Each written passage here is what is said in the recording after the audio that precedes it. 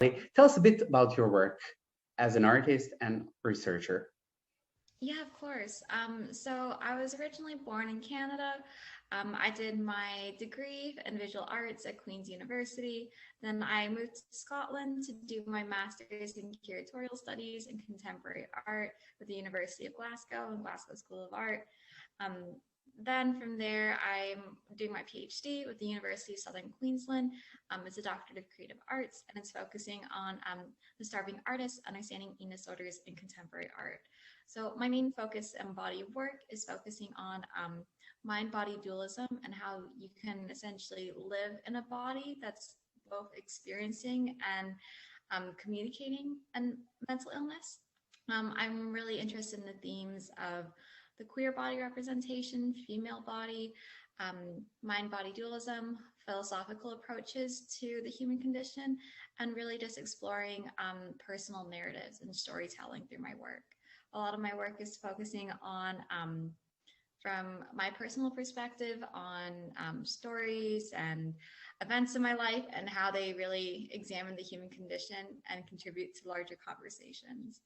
I'm a traditional painter, so I love acrylic painting. Um, I do contemporary acrylic, which is focusing more on, um, I'm going to say, conceptual perceptions of imagery. Um, what else? I'm also a lecturer at the University of Glasgow.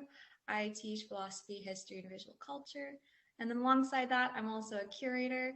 So I just love being involved in both the academic side of things and then also the artistic side of things. And I think they really interplay a lot with each other. And in terms of the content that I work on, I really just love being reinforcing my ideas with researchers who explore the themes in a different approach, and then arts can take it into a completely different direction. In terms of the residency, it's been amazing so far. I've been really taking the theme of standby and the online experience and creating a new body of work that's focusing on the self and isolation.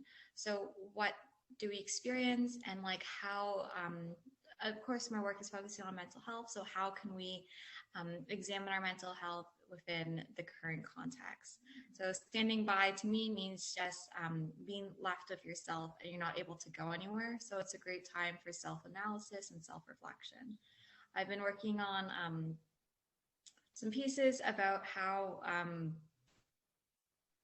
what can we do in a time of standby, and often in mental health, um, you try to control the things around you. So I've been looking at drug use, dieting, just trying to figure out how the body is experiencing lockdown and the pandemic. But yeah, it's been a great team so far, and I'm really excited to continue the work. Thank you so much, Ali. Any future plans? I know it's a bit of a secret with you and your work, but can you just like tell us that?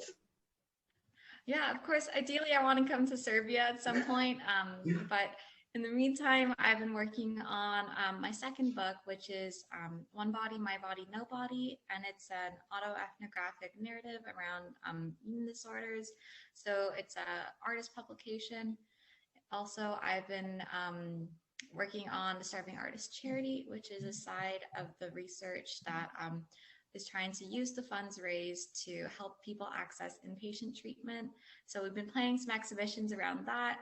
Um, Otherwise, just riding the COVID wave at the moment. Thank you, Ali. Thank you so much. No worries.